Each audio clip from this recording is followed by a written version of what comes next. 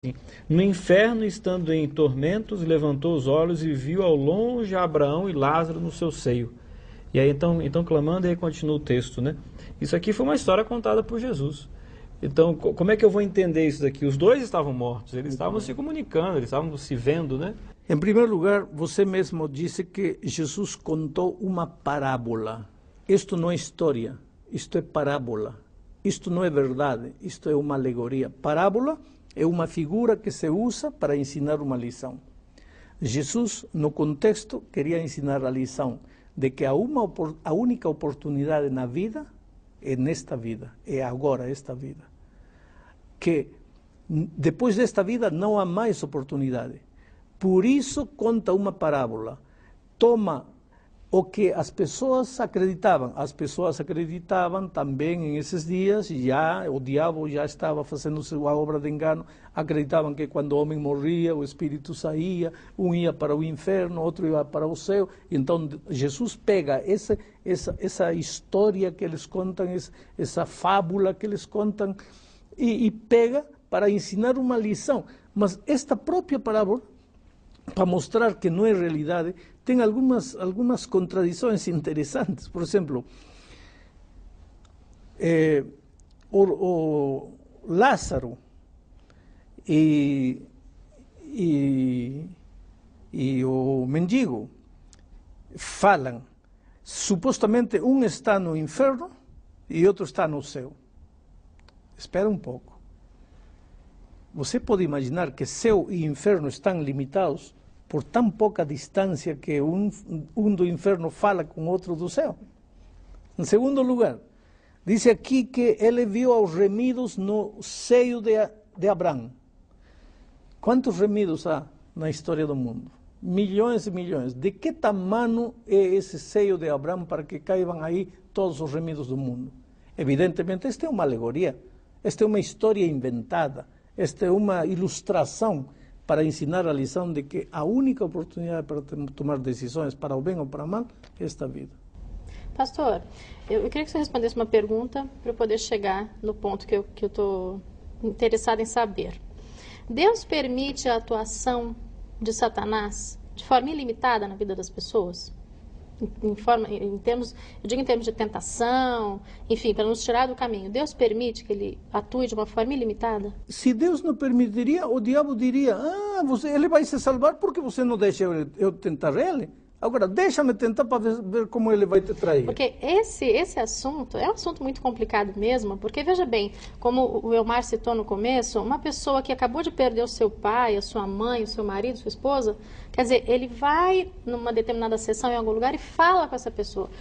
A pessoa está emocionalmente totalmente envolvida. Então, é uma tentação grande demais, assim, mas o diabo se aproveita justamente disso para continuar enganando você. Porque a Bíblia é contundente em afirmar, o homem morreu, seu corpo foi para o cemitério e o sopro voltou a Deus, acabou. Até quando? Até o dia da volta de Cristo. Porque quando Cristo voltar, aí sim, ao soar da trombeta, os mortos em Cristo ressuscitarão. Aí sim haverá ressurreição. A Bíblia fala de ressurreição, a Bíblia não fala de espírito vagueando por aí. Pastor, mas mais uma questão, então.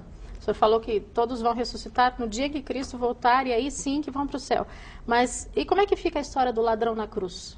O ladrão que no seu último momento de vida entregou a vida para Jesus e Jesus respondeu para ele, hoje você vai estar comigo no paraíso.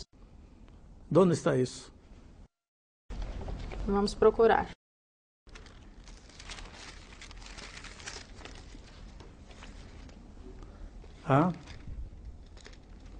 Isso está em São Lucas. A morte de Jesus. Bom,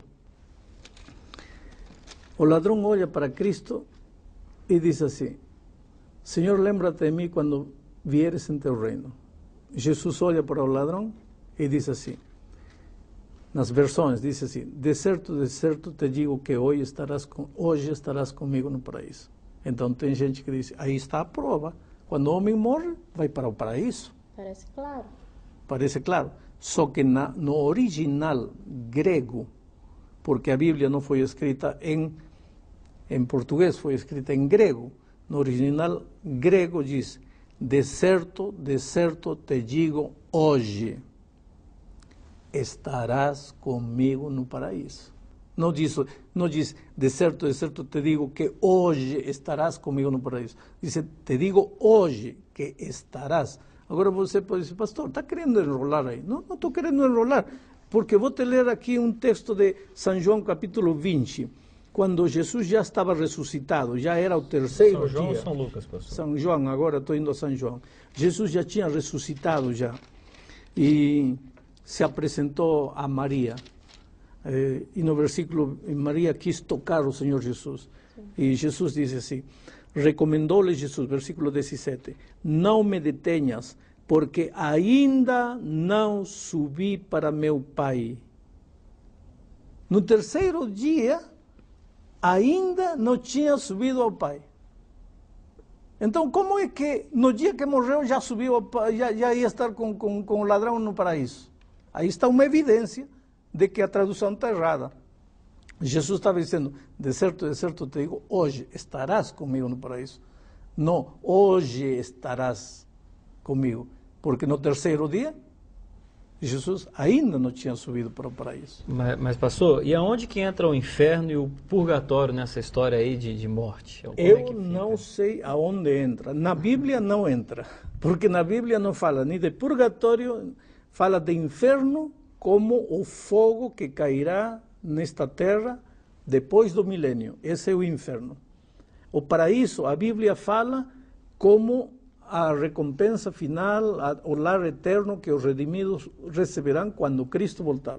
Agora, purgatório, a Bíblia não fala. Essas ideias não são ideias bíblicas. Agora, será que Deus se importa tanto assim, se uma pessoa estivesse mexendo com essa história de espírito, ele se importa tanto com isso, assim, ao ponto de falar assim, não faça isso? Existe alguma declaração bíblica para isso? Você está caminhando em direção da morte. Será que Deus se importa com isso? Deus te ama. Se você está no caminho do erro, claro que Deus se importa. Se importa porque você não acredita como Ele ensina? Não, se importa porque te ama e você vai se matar caindo no abismo do erro. Porque a coisa mais preciosa para Deus é o ser humano. Mas sabe, pastor, é uma coisa meio complexa da gente acreditar, porque a vida do ser humano é uma coisa tão perfeita, né? Um mecanismo tão perfeito, a vida. E de repente você falar que a morte é simplesmente um sono. É que a Bíblia diz isso. Quando Lázaro morreu, as irmãs de Lázaro mandaram emissários a Jesus. Jesus vem, ele está doente. Quando Jesus chegou, já estava morto. E Jesus disse, olha, ele está dormindo, eu vou despertá-lo.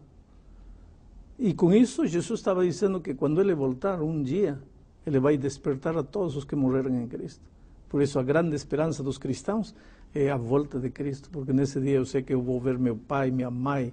Eu não preciso ir a uma sessão espírita hoje para conversar com meu pai, porque meu pai não existe neste momento. O corpo dele está na terra. Eu posso até levar uma flor, não porque ele vai ficar triste ou feliz.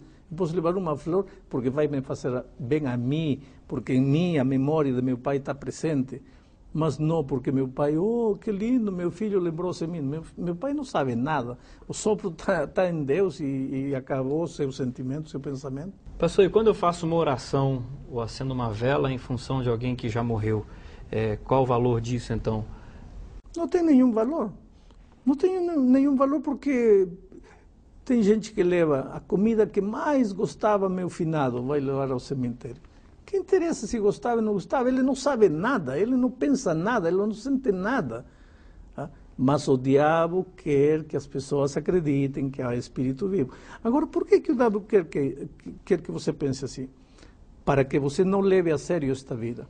Porque se você acredita que depois de morrer ainda há vida, então pode desperdiçar esta vida que você vai ter outras oportunidades. Mas a Bíblia é contundente em afirmar que a tua única oportunidade é nesta vida. Eu quero te dizer, em nome de Deus, se você por algum motivo estava pensando de uma maneira contrária à palavra de Deus, é hora de você reavaliar, olhar o texto bíblico, pensar o que Deus quer te falar e com humildade de coração aceitar o plano de Deus para você. Não tenha medo de ir a um cemitério à meia-noite, que vão te fazer cadáveres mortos, terra, pó, pode fazer o quê? Ah, mas os espíritos, que espírito? Não existe espírito. Os espíritos que andam por aí são espíritos demoníacos, não são espíritos de mortos. Que Deus te abençoe e você seja muito feliz aceitando as verdades bíblicas.